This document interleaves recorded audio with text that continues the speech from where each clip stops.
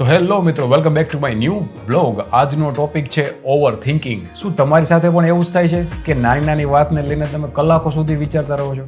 ભૂતકાળની ભૂલો યાદ આવે છે? ભવિષ્યની ચિંતા થાય છે? શું તમારું મન પણ એક જ વાતમાં ફસાઈ ગયું છે? જો જવાબ હા છે તો આજનો વિડીયો તમારા માટે છે. આજે આપણે જાણીશું એવી 7 સરળ પરંતુ અસરકારક રીતો જે તમને ઓવર થિંકિંગમાંથી બહાર કાઢવામાં મદદરૂપ થશે. રીત નંબર 1, જે તમારા નિયંત્રણમાં છે એના પર ધ્યાન ના આપો. જીવનમાં ઘણી એવી બાબતો છે જે આપણા હાથમાં નથી.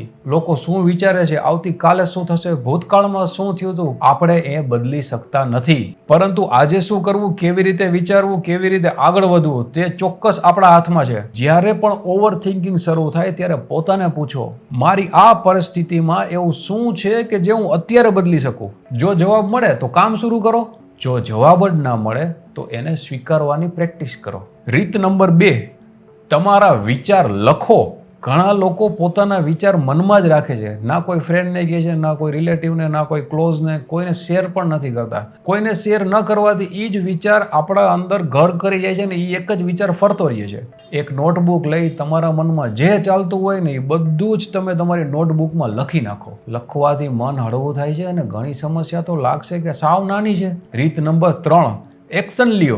ઓવર થિંકિંગ સૌથી મોટું કારણ છે એક્શનમાં ઉતરવું જ નહીં. જેટલો સમય આપણે વિચારવામાં લગાવીએ છીએ એટલી આપણી અંદર બીક વધતી જાય છે. જો કામ મોટું લાગે તો એને નાના નાના ભાગમાં વેચી નાખો. માત્ર પહેલું પગલું ભરો અને યાદ રાખો, પૂર્ણ પ્લાન કરતાં પહેલું એક્શન વધારે મહત્વનું છે. રીત નંબર 4, વર્તમાનમાં જીવો.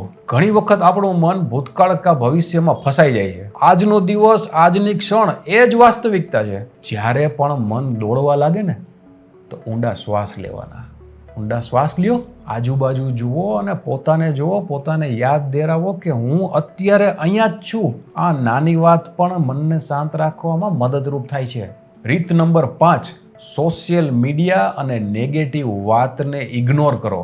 આપણે જે પરિસ્થિતિમાં હોય એ પરિસ્થિતિની રીલ્સ જ્યારે આવવા લાગે ને ત્યારે એનો એક જથ્થો, એક અલ્ગોરિધમ એનો એવો ચાલે કે તમારી પરિસ્થિતિ મુજબ તમને એ બધી જ રીલ્સ તમને બતાવશે ને એની અંદર તમે એવા ફસાઈ જાઓ કે પોતાને કોમ્પિટિશનમાં ઉતારી દેશો.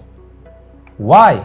બીજાની સફળતા જોઈને આપણે પોતાના જીવન વિશે વધારે વિચારવા લાગીએ છીએ ને વધુ ઓવર થિંકિંગ થવા લાગે તો વધારે તકલીફ પડવા લાગે. તો જેટલો સમય તમે સોશિયલ મીડિયા પર વિતાવો છો તો એ સમયને વાંચન, કસરત અથવા તમારા પરિવાર સાથે વિતાવો, ફેમિલી સાથે. રીત નંબર 6, કે તમારા શરીરની પણ કાળજી લો. સારી ઊંઘ, નિયમિત કસરત, યોગ્ય ખોરાક એ જસ્ટ ખાલી તમારા શરીર માટે જ જરૂરી નથી, તમારા મન માટે પણ બહુ જ જરૂરી છે. જો શરીર થાકેલું હોય તો તમારું મન વધુ નેગેટિવ વિચાર આપશે તમને. દરરોજ થોડું થોડું ચાલવું, કસરત કરવી, યોગ કરવો, આ બધું ઓવર થિંકિંગ ઘટાડવામાં મદદ કરે છે. રીત નંબર 7, સંપૂર્ણ બનવાનો પ્રયાસ છોડી દો. ઘણા લોકો ઓવર થિંકિંગ એટલા માટે કરે છે કે એને બધું જ પરફેક્ટ જોઈ છે, સંપૂર્ણ, એઝ ઇટ ઇઝ. વાય? પણ સાચું કહું તો સંપૂર્ણ કે પરફેક્ટ જેવી કોઈ વસ્તુ છે જ નહીં. માત્ર તમારું એક્શન જ એક્ટમાં લેવાય છે. ભૂલ કરી એ જ તો જીવનનો ભાગ છે. દરેક ભૂલમાં કાંઈક શીખવા મળે. મેં આટલા વિડીયોઝ બનાવ્યા છે મારા ઇન્સ્ટાગ્રામ પર, તેમાં ઘણી બધી ભૂલ છે.